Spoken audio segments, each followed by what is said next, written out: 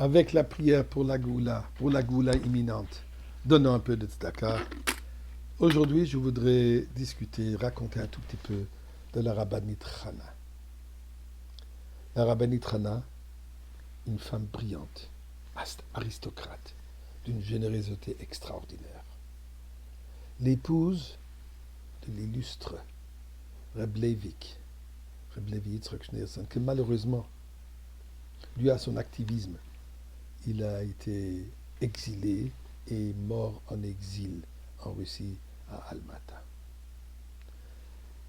Elle est la mère du rabbi et nous lui devons un immense merci pour nous avoir donné le rabbi qui nous mène vers la Goula, qui nous mène vers le Beth Amikdash. Eh bien, ce soir, le 6e jour du mois de Tishri, elle est décédée dans l'année 1965. Et je voudrais juste partager quelques petites anecdotes, plutôt de la fin de sa vie. Après le décès de son mari, à Almata, en exil, elle n'avait plus personne. Son fils, à New York, et un autre fils qui était en Angleterre, en Israël, seul, démuni de tout, pas une pièce, pas un sou, d'une pauvreté effrayante. Quelqu'un qui a pu l'arranger pour qu'elle puisse prendre le train pour arriver à Moscou. En 1945, en arrivant à Moscou, il fallait qu'elle soit cachée. Ne dormait jamais dans la même maison, dans le même endroit le soir. Chaque jour, elle allait ailleurs. Et finalement, par le dévouement de certains chassidim, elle a pu fuir la Russie et est arrivée en 1947 à Paris. Après un séjour en Pologne, en Allemagne, et comme je disais, mois d'Adar 1947, elle est arrivée à Paris. À ce moment, le rabbi immédiatement est parti sur Paris. Il est resté avec elle jusqu'après Shavuot. Le moment de cette réunion de maman et fils était était extraordinaire.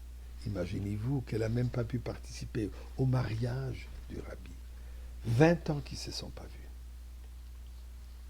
Finalement, ils ont quitté Paris sur l'ordre du rabbi précédent, pas en avion mais en bateau, et ils sont arrivés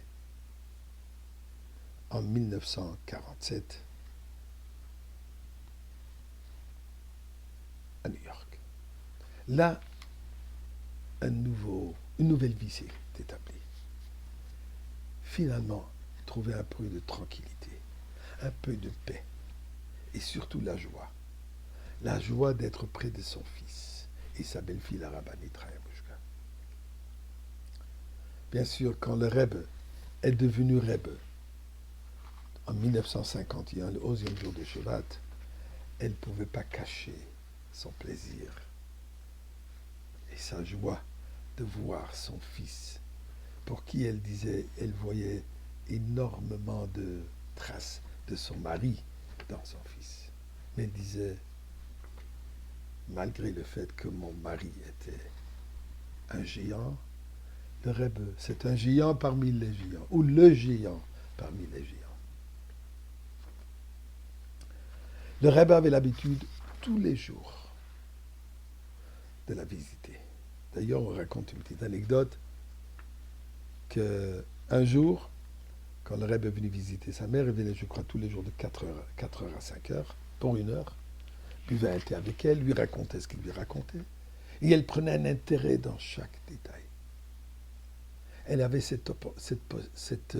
knack, comme on dit, ce sens de comprendre les personnes et de dire exactement le mot qu'il fallait.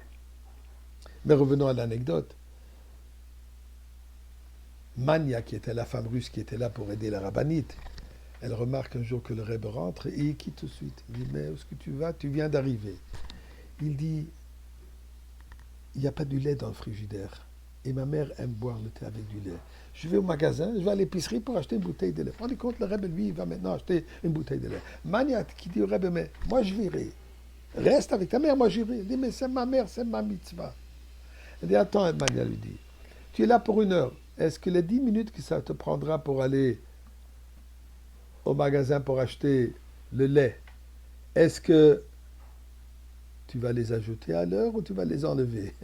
Le Rebbe sourit et dit, ok, ça va, je reste. Tel était son kavod qu'il a donné pour sa mère.